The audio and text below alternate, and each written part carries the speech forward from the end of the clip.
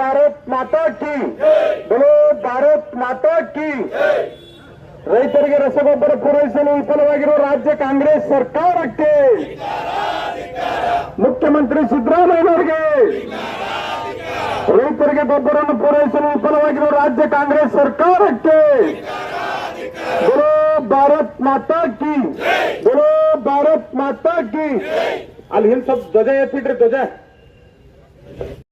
ಇವತ್ತು ವಿಜಯಪುರ ಜಿಲ್ಲೆಯಲ್ಲಿ ರೈತರ ಪರವಾಗಿ ರೈತ ಮೋರ್ಚಾದಿಂದ ನಾವೇನ ಒಂದು ಹೋರಾಟವನ್ನು ಹಮ್ಮಿಕೊಂಡಿದ್ದೀವಿ. ಈ ಹೋರಾಟದಲ್ಲಿ ಭಾಗವಹಿಸಿದಂತ ಜಿಲ್ಲಾ ಅಧ್ಯಕ್ಷರು ಅರುಣ್ ಶಾಪೂರಣ್ಣ ಅವರು ಎಲ್ಲರ ಆದಿಯಾಗಿ ಎಲ್ಲರಿಗೂ ಧನ್ಯವಾದವನ್ನು ತಿಳಿಸುತ್ತಾ, ಇವತ್ತು ನಮ್ಮ ರಾಜ್ಯ ಸರ್ಕಾರ ಹೇಗಿದೆ ಅಂದ್ರೆ ಬಿಟ್ಟಿ ಭಾಗ್ಯಗಳನ್ನ ಕೊಟ್ಟು ಹೆಣ್ಣು ಮಕ್ಕಳನ್ನ ಅಡ್ಡಾಡ್ಸಕ್ ಹಚ್ಚಿ ಇವತ್ತು ರೈತರನ್ನ ತುಳಿಯುವಂತ ಕೆಲಸ ಮಾಡ್ತದೆ. ನಾಚಿಗೇಡು ಸರ್ಕಾರ ಇದು. ಯಾಕಂತಂದ್ರೆ ಇವತ್ತು ರೈತ ಇಲ್ಲ ಅಂತಂದ್ರೆ ನಾವ್ ಏನ ಮಣ್ಣು ತಿಂದು ಬದುಕಕ್ಕಾಗತ್ತಾ? ಇವತ್ತು ದೇಶದ ಬೆನ್ನೆಲುಬು ರೈತ ಅಂತ ನೀವು ಭಾಷಣ ಮಾಡ್ತಾ ಇದ್ದೀರಿ. ತಿಳ್ಕೋಬೇಕು, ಪ್ರತಿಯೊಬ್ರು ತಿಳ್ಕೋಬೇಕಾದಂತ ವಿಷಯ ಇದು. ಇವತ್ತು ರಾಜ್ಯ ರೈತ ಮೋರ್ಚಾದ ಅಧ್ಯಕ್ಷರಾಗಿರುವಂತಹ ಸನ್ಮಾನ್ಯ ಶ್ರೀ ಎಸ್ ಪಾಟೀಲ್ ನಡಾಳಿ ಸಾಹೇಬರು ಪ್ರತಿ ಜಿಲ್ಲೆ ಪ್ರತಿ ತಾಲೂಕಿಗೆ ಹೋಗಿ ಪ್ರತಿಯೊಬ್ಬ ರೈತನ ಪರವಾಗಿ ಇವತ್ತು ಧ್ವನಿ ಎತ್ತಾ ಇದ್ದಾರಲ್ಲ, ಅದನ್ನ ನಾವು ತಿಳ್ಕೋಬೇಕಾಗಿದೆ. ರೈತರು ಕೂಡ ಅಷ್ಟೇ. ಇವತ್ತು ಯಾರು ನಿಮ್ಮ ಪರವಾಗಿ ಕೆಲಸ ಮಾಡ್ತಾ ಇದ್ದಾರೆ, ಯಾರು ನಿಮ್ಮ ಪರವಾಗಿ ನಿಂತಿದ್ದಾರೆ? ಕೇಂದ್ರ ಸರ್ಕಾರದಲ್ಲಿ ಮೋದಿಜಿಯವರು ತಮ್ಮ ರೈತರಿಗೋಸ್ಕರ ಎಷ್ಟೊಂದು ಒಂದೊಂದು ತಮ್ಮ ಒಂದು ಪ್ರೀತಿ ವಾತ್ಸಲ್ಯದಿಂದ ಒಂದು ಸಂಸ್ಥೆಯನ್ನ ತೆಗೆದುಹಾಕಿ ಇವತ್ತು ರೈತರ ಬಗ್ಗೆ ಕಳಕಳಿ ಇಟ್ಟುಕೊಂಡು ರೈತರಿಗೆ ಪ್ರತಿಯೊಂದು ಅವರ ಮನೆ ಮುಟ್ಟುವಂತ ಕೆಲಸವನ್ನ ಮಾಡ್ತಾ ಇದ್ದಾರೆ. ತಾವು ತಿಳ್ಕೋಬೇಕಾಗಿದೆ. ಇವತ್ತು ಕೇಂದ್ರ ಸರ್ಕಾರ ಆಗ್ಲಿ ಒಂದು ರೈತರ ಬೆನ್ನೆಲುಬಾಗಿ ನಿಂತಿದೆ. ಆದ್ರೆ ನಮ್ಮ ರಾಜ್ಯ ಸರ್ಕಾರ ಏನ್ ಮಾಡ್ತಿದೆ ಅಂದ್ರೆ ಪ್ರತಿಯೊಬ್ಬರನ್ನ ತುಳಿಯುವಂತ ಕೆಲಸ ಮಾಡ್ತಾ ಇದೆ. ಬರೇ ಬಿಟ್ಟಿ ಭಾಗ್ಯಗಳನ್ನ ಕೊಡ್ತೀರಿ. ಎದಕ್ಕೋಸ್ಕರ ಅದು? ಯಾಕೆ ಬೇಕದು ನಮಗೆ? ಅದೇ ನಮಗೆ ಮನೆ ಉದ್ಧಾರ ಮಾಡುತ್ತಾ ಅಥವಾ ಮಕ್ಕಳು ಉದ್ಧಾರ ಮಾಡುತ್ತಾ? 2,000 ರೂಪಾಯಿ ಒಂದು ತಿಂಗಳು ಹಾಕಿ 4 ತಿಂಗಳ ಬಿಟ್ಟು ಅದನ್ನ ಗುಳುಮ ಮಾಡಿ ಇವತ್ತು ಒಂದು ತಿಂಗಳು ಹಾಕಿದಂತ 2,000 ರೂಪಾಯಿ ಹೆಣ್ಣು ಮಕ್ಕಳಿಗೆ 2,000 ರೂಪಾಯಿ ಭಾಗ್ಯ ಕೊಟ್ಟಿದ್ದೀವಿ ಅಂತ ಬೀಗ್ತಾ ಇರುವಂತ ನಿಮ್ಮ ಸರ್ಕಾರಕ್ಕೆ ನಾಚಿಕೆ ಬರಬೇಕು. ಇವತ್ತು ಹೆಣ್ಣು ಮಕ್ಕಳಿಗೆ ಎಷ್ಟೊಂದು ಬಳಸ್ಕೊತಾ ಇದ್ರಿ. ಒಂದು ಕಾರ್ಯಕ್ರಮ ಮಾಡಿದ್ರೆ ನಿಮಗೆ ಬರ್ಲಿಕ್ಕೆ ಜನ ಇಲ್ಲ. ಆ ಹೆಣ್ಮಕ್ಳು ಯಾವ ರೀತಿ ಬಳಸ್ಕೊತಿದ್ದೀರಿ ಅಂತಂದ್ರೆ ಅಂಗನವಾಡಿ ಆಯಾಗಳನ್ನ ಅಂಗನವಾಡಿ ಕಾರ್ಯಕರ್ತರನ್ನ ಬಳಸ್ಕೊಂಡು ಒಂದೊಂದು ಕಾರ್ಯಕ್ರಮ ಮಾಡ್ತಿರಲ್ಲ, ನಿಮಗೆ ನಾಚಿಕೆ ಆಗ್ಬೇಕು ನಿಮ್ಮ ಜನ್ಮಕ್ಕೆ. ದಯವಿಟ್ಟು ಹೇಳ್ತೀವಿ ಈ ಮೂಲಕ ನಾವು ಇವತ್ತು ನಮ್ಮ ಜಿಲ್ಲೆಯಲ್ಲೆಲ್ಲ ಇಡೀ ರಾಜ್ಯಾದ್ಯಂತ ಈ ಒಂದು ಹೋರಾಟ ಮುಂದುವರಿತದೆ. ರೈತರಿಗೆ ನಾವೆಲ್ಲರೂ ಬದುಕ್ತೀವಿ. ಇವತ್ತು ಆನ್ಲೈನ್ ಇವತ್ತು ಸಾಕಷ್ಟು ಟೆಕ್ನಾಲಜಿ ಮುಂದುವರೆದ್ರು ಕೂಡ ಅದರಿಂದ ಬದುಕಕ್ಕಾಗುತ್ತೆ? ನಮಗೆ ಆಗುದಿಲ್ಲ.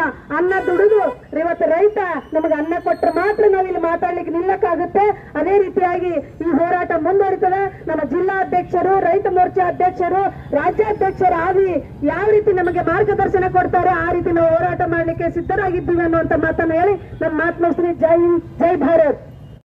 ಭಾರತ್ ಮಾತಾ ಕಿ. ರೈತ ವಿರೋಧಿ ರಾಜ್ಯ ಸರ್ಕಾರಕ್ಕೆ, ರೈತ ವಿರೋಧಿ ರಾಜ್ಯ ಸರ್ಕಾರಕ್ಕೆ, ರಸಗೊಬ್ಬರ ಒದಗಿಸದ ರಾಜ್ಯ ಸರ್ಕಾರಕ್ಕೆ ಇಂದಿನ ಹೋರಾಟದ ನೇತೃತ್ವವನ್ನು ವಹಿಸಿರುವಂತಹ ಈ ಜಿಲ್ಲೆಯ ಜಿಲ್ಲಾಧ್ಯಕ್ಷರು, ಹಿಂದೆ ರೈತ ಮೋರ್ಚಾ ಅಧ್ಯಕ್ಷರಾಗಿ ಈ ಜಿಲ್ಲೆಯ ರೈತರನ್ನ ಸಂಘಟಿಸಿರುವ ನಾಯಕ ಸನ್ಮಾನ್ಯ ಗುರುಲಿಂಗಪ್ಪನ ಅಂಗಡಿಯವರೇ, ಸಭೆಯಲ್ಲಿ ಉಪಸ್ಥಿತರಿರುವಂತಹ ನಾಗ್ತಾನ್ ಮತಕ್ಷೇತ್ರದ ನಾವು ಅಭ್ಯರ್ಥಿಗಳಾಗಿದ್ದಂತ ಸಂಜು ಐಹೊಳಿ ಅವರೇ, ಮಹೇಂದ್ರ ನಾಯಕ್ ಅವರೇ, ಅವರಿರದೇ ಎಲ್ಲ ನಮ್ಮ ಪಕ್ಷದ ಮುಖಂಡರೇ, ಎಲ್ಲ ಕಾರ್ಪೊರೇಟರೇ, ಪದಾಧಿಕಾರಿಗಳೇ, ಮಾಧ್ಯಮದ ಮಿತ್ರರೇ, ಬಂಧುಗಳೇ, ಕರ್ನಾಟಕ ರಾಜ್ಯದಲ್ಲಿ ಕಾಂಗ್ರೆಸ್ ಸರ್ಕಾರ ಬಂದು 2 ವರ್ಷ ಗತಿಸಿದೆ. ಕಾಂಗ್ರೆಸ್ ಅಧಿಕಾರಕ್ಕೆ ಬಂದ ನಂತರ ತನ್ನ ರೈತ ವಿರೋಧಿ ಧೋರಣೆಗಳಿಂದ ರೈತರನ್ನ ಸಂಕಷ್ಟಕ್ಕೀಡು ಮಾಡುವಂತ ಕೆಲಸ ಮಾಡ್ತಾ ಇದೆ. ಈ ದೇಶದ ಹೆಮ್ಮೆಯ ಪ್ರಧಾನಮಂತ್ರಿ ನರೇಂದ್ರ ಮೋದಿ ಅವರು ರೈತರ ಆದಾಯವನ್ನ ನಾವು ದ್ವಿಗುಣಗೊಳಿಸ್ತೇವೆ ಅನ್ನೋ ಕಾರಣಕ್ಕಾಗಿ ಸಾಕಷ್ಟು ರೈತ ಪರವಾಗಿರುವಂತ, ಕೃಷಿಕರ ಪರವಾಗಿರುವಂತ ಯೋಜನೆಗಳು ಕೊಡುವಂತ ಸಂದರ್ಭದಲ್ಲಿ ಸಂವಿಧಾನಬದ್ಧವಾಗಿ ರಾಜ್ಯದ ಪಟ್ಟಿಯಲ್ಲಿರುತ್ತ ಕೃಷಿ, ಕಾಂಕ್ರೆಂಟ್ ಪಟ್ಟಿಯಲ್ಲಿರುತ್ತ ಕೃಷಿ ರಾಜ್ಯ ಸರ್ಕಾರದ ಗುರುತರವಾಗಿರುವಂತ ಜವಾಬ್ದಾರಿ ಇದೆ. ದುರ್ದೈವ ಏನು ಅಂತ ಹೇಳಿದ್ರೆ, ರಾಜ್ಯದಲ್ಲಿ ಇವರಿಗೆ ಬೇಕಾಗಿರುವಂತಹ ಗುಪ್ತಚರ ಇಲಾಖೆ ಇದೆಯಲ್ಲೋ ಗೊತ್ತಿಲ್ಲ, ಅವರ ಆಂತರಿಕವಾಗಿರುವಂತ ರಾಜಕಾರಣಕ್ಕಾಗಿ ಡಿ.ಕೆ. ಶಿವಕುಮಾರರ ಮೇಲೆ ಅವರ ಪಕ್ಷದ ಶಾಸಕರು ಯಾರು ಯಾವಾಗ ವಿರೋಧದ ಹೇಳಿಕೆ ಕೊಡ್ತಾರೆ ಅನ್ನೋದಕ್ಕೆ ಬಳಸ್ಕೊಳ್ತಿದ್ದಾರೆ ಅಂತ ಭಾವಿಸ್ತೇನೆ. ರಾಜ್ಯದಲ್ಲಿ ಒಳ್ಳೆ ಮುಂಗಾರಾಗಿದೆ, ಮಳೆ ಚೆನ್ನಾಗಿ ಬರ್ತಿದೆ ಅಂತ ಗೊತ್ತಿದ್ರು ಕೂಡ ಒಂದು ಲೆಕ್ಕಾಚಾರ, ಮುಂದಾಲೋಚನೆಯನ್ನು ಮಾಡಿ ಇದಕ್ಕೆ ಬೇಕಾಗಿರುವಷ್ಟು ರಸಗೊಬ್ಬರಗಳನ್ನ, ಬೀಜವನ್ನ ಕೊಡದೇ ಇರುವಷ್ಟು ಅಶಕ್ತ ಸರ್ಕಾರ ಕರ್ನಾಟಕದಲ್ಲಿದೆ ಅಂತ ಹೇಳಿಕೆ ನಾಚಿಕೆ ಬರ್ತದೆ. ಅವ್ರಿಗೆ ಗೊತ್ತಿದೆ ಈ ರಾಜ್ಯದಲ್ಲಿ ಇವತ್ತು ಚೆನ್ನಾಗಿ ಮಳೆ ಆಗಿದೆ, ಸಾಕಷ್ಟು ದೊಡ್ಡ ಪ್ರಮಾಣದಲ್ಲಿ ರೈತರು ತೊಗರಿಯಿಂದ ಮೆಕ್ಕೆಜೋಳಕ್ಕೆ ಹೋಗ್ತಿದ್ದಾರೆ. ಆ ಮೆಕ್ಕೆಜೋಳಕ್ಕೆ ಹೋಗಿರುವಂತಹ ಸಂದರ್ಭದಲ್ಲಿ ಬಹಳ ದೊಡ್ಡ ಪ್ರಮಾಣದ ಯೂರಿಯಾದ ಅಗತ್ಯತೆ ಆಗ್ತಿತ್ತು ಅನ್ನುವಂಥದ್ದು ರಾಜ್ಯದಲ್ಲಿ ಆಡಳಿತ ನಡೆಸೋರು ಗೊತ್ತಿತ್ತೋ ಇಲ್ಲೋ ಅನ್ನೋಂಥದ್ದು ಮೊದಲು ಬಹಿರಂಗಪಡಿಸಲಿ. ಸನ್ಮಾನ್ಯ ಸಿದ್ದರಾಮಯ್ಯನವ್ರಿಗೆ ಒಂದು ರೋಗ ಶುರುವಾಗಿದೆ, ಚಟ. ಏನಾದ್ರೂ ಕೇಂದ್ರದ ಕಡೆಗೆ ಕೈ ತೋರಿಸೋದು. ಸ್ವಾಮಿ, ಎಲ್ಲದಕ್ಕೂ ಕೇಂದ್ರದ ಕಡೆಗೆ ಕೈ ತೋರಿಸೋದು. ಅದರ ಯಾವ ಕಾರಣಕ್ಕಾಗಿ ನೀವು ಇಲ್ಲಿ ಕುತ್ಕೊಂಡಿದ್ದೀರಿ, ರಾಜೀನಾಮೆ ಕೊಟ್ಟು ಮನೆಗೆ ಹೋಗಿ ಅನ್ನುವಂತ ಮಾತನ್ನು ಹೇಳ್ತೇನೆ. ಸನ್ಮಾನ್ಯ ಸಿದ್ದರಾಮಯ್ಯನವ್ರೆ, ಈ ರಾಜ್ಯದ ಮುಖ್ಯಮಂತ್ರಿಯಾಗಿ ರೈತರ ಪರವಾಗಿ ನಿಮಗೆ ಜವಾಬ್ದಾರಿ ಇಲ್ವಾ? ನೀವು ಈ ರಾಜ್ಯದಲ್ಲಿ ರಸಗೊಬ್ಬರ ಬೇಕಾಗ್ತದೆ ಅಂತ ಹೇಳಿ ಪತ್ರ ಬರೆದಿದ್ದೀನಿ, ಯಾರು ಪತ್ರ ಅನ್ನುವಂತ ಮಾತನ್ನು ಹೇಳ್ತಿದ್ದಾರೆ. ಒಬ್ಬ ಜವಾಬ್ದಾರಿತ ಸ್ಥಾನದಲ್ಲಿರುವಂತ ಮುಖ್ಯಮಂತ್ರಿ ಕೇಂದ್ರಕ್ಕೆ ಪತ್ರ ಬರೆದಿದ್ದೀನಿ, ಅವ್ರು ಕೊಡದೇ ಇದ್ರೆ ನಾನು ದೂಷಣೆ ಮಾಡ್ಕೊಂಡು ಕೂತ್ಕೊಡ್ತೀನಿ ಅಂತ ಹೇಳಿ ಈನ ರಾಜಕಾರಣಕ್ಕೆ ರಸಗೊಬ್ಬರದ ಕೊರತೆ ಉಂಟು ಮಾಡುವ ಹಾಗೆ ಮಾಡಿ ಇವತ್ತು ಅವರು ಮೊಸಳೆ ಕಣ್ಣೀರು ಹಾಕ್ತಾರೆ, ನಾವು ಬರೆದಿದ್ದೀವಿ ನಮಗೆ ರಸಗೊಬ್ಬರ ಬರ್ತಾ ಇಲ್ಲ ಅಂತೇಳಿ. ಬಂಧುಗಳು, ನಿಮ್ಮೆಲ್ಲರಿಗೂ ಗೊತ್ತಿದೆ, ಕರ್ನಾಟಕ ರಾಜ್ಯಕ್ಕೆ ಈ ಹಂಗಾಮಿನಲ್ಲಿ ಬರಬೇಕಾದಂತ ರಸಗೊಬ್ಬರದ ಪ್ರಮಾಣ ಬಂದಿದೆ. ಕೇಂದ್ರ ಸರ್ಕಾರ ಬಹಳ ಸ್ಪಷ್ಟವಾಗಿ ಹೇಳಿದೆ, ಇಡೀ ವರ್ಷಕ್ಕೆ ಬೇಕಾಗಿರೋ ಅಂಕಿಅಂಶ ಹೇಳ್ತಿದ್ದಾರೆ ಸನ್ಮಾನ್ಯ ಮುಖ್ಯಮಂತ್ರಿಗಳು.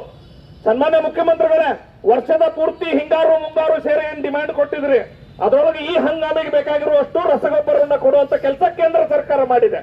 ಆದ್ರೆ ನೀವೇನ್ ಮಾಡಿದ್ರಿ, ಅದನ್ನ ಕಾಳಸಂತೆಕೋರರ ಪರವಾಗಿ ಹೋಗ್ಲಿಕ್ಕೆ ಅವಕಾಶ ಮಾಡಿಕೊಟ್ಟು ಇವತ್ತು ರೈತ ಸೊಸೈಟಿಗಳಿಗೆ ಹೋದ್ರೆ ರಸಗೊಬ್ಬರ ಇಲ್ಲ, ಯೂರಿಯಾ ಇಲ್ಲ.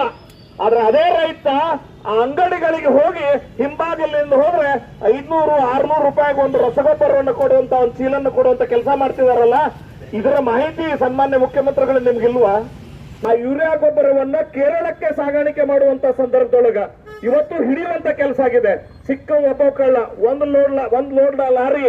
ಆದ್ರೆ ಎಷ್ಟು ಪ್ರಮಾಣದಲ್ಲಿ ಈ ರೀತಿ ಕಾಳಸಂತೆಕೋರರ ಪಾಲಾಗಿ ಅದು ಇಲ್ಲಿಂದ ಸರಬರಾಜಿಗಾಗಿದೆ ಅನ್ನುವಂಥದ್ದು ಬಹಳ ದೊಡ್ಡ ಪ್ರಶ್ನೆ ಇದೆ. ಕರ್ನಾಟಕದ ರೈತರನ್ನ ಕೊಂದು ನೀವು ಕರ್ನಾಟಕ ರೈತರಿಗೆ ಅನ್ಯಾಯ ಮಾಡಿ ಅಲ್ಲಿ ನಿಮ್ಮ ಅಧಿನಾಯಕಿ ಸೋನಿಯಾ ಗಾಂಧಿ ಅವರ ಮಕ್ಕಳು ರಾಹುಲ್ ಗಾಂಧಿ, ಪ್ರಿಯಾಂಕಾ ಗಾಂಧಿ ಅವರಿಗೆ ಅಲ್ಲೊಂದು ರಾಜಕೀಯ ಬದುಕು ಕೊಟ್ಟರು ಅನ್ನೋ ಕಾರಣಕ್ಕಾಗಿ ಕೇರಳದ ಋಣವನ್ನ ತೀರಿಸುವ ಸಲುವಾಗಿ ಈ ಕೆಲಸ ಮಾಡ್ತಿದ್ದಾರೆ ಅನ್ನುವಂಥದ್ದನ್ನ ಈ ರಾಜ್ಯದ ಜನತೆ ನಿಮ್ಮನ್ನು ಕೇಳ್ತಿದ್ದಾರೆ ಅನ್ನುವಂಥದ್ದು ರಾಜ್ಯದ ಜನತೆಗೆ ಉತ್ತರ ಕೊಡಬೇಕಾಗತ್ತೆ ಸಿದ್ದರಾಮಯ್ಯನವರು ಅನ್ನುವಂತ ಮಾತನ್ನು ಈ ಸಂದರ್ಭದಲ್ಲಿ ಹೇಳ್ತಾರೆ. ಇವತ್ತು ರೈತ ಏನೋ ಈ ಬಾರಿ ಮಳೆ ಚೆನ್ನಾಗಿದೆ ಅಂತ ಹೇಳಿದ್ರೆ ಇವರು 2 ವರ್ಷದಿಂದ ಕಳಪೆ ಬೀಜ ಸಪ್ಲೈ ಮಾಡಿದ್ರು. ಈಗ ಈ ಬಾರಿ ಗೊಬ್ಬರದ ಕೊರತೆಗಾಗಿ, ಅಂದ್ರೆ ದೇವರು ವರ ಕೊಟ್ಟರು ಪೂಜಾರಿ ವರ ಕೊಡ್ಲಿಲ್ಲ ಅನ್ನೋ ರೀತಿಯಲ್ಲಿ ಆ ಭಗವಂತ ಕರ್ನಾಟಕ ರಾಜ್ಯಕ್ಕೆ ಒಳ್ಳೆಯ ಮಳೆಯನ್ನ ಕೊಟ್ಟರು ಕೂಡ ಇವರು ಗೊಬ್ಬರ ಕೊಡದನ್ನ ಅನ್ಯಾಯ ಮಾಡ್ತಿದ್ದಾರೆ ಅನ್ನೋಂತ ಮಾತನ್ನು ಈ ಸಂದರ್ಭದಲ್ಲಿ ಹೇಳ್ತಾ, ಎಲ್ಲಿವರೆಗೆ ಹೋರಾಟ ಅಂದ್ರೆ ರೈತರಿಗೆ ನ್ಯಾಯ ಸಿಗುವವರೆಗೂ ಹೋರಾಟ ಮಾಡುತ್ತೆ ಭಾರತೀಯ ಜನತಾ ಪಾರ್ಟಿ ಅನ್ನೋಂತ ಮಾತನ್ನು ಹೇಳಿ 2 ಮಾತು ಮುಗಿಸ್ತಾನೆ. ಧನ್ಯವಾದಗಳು.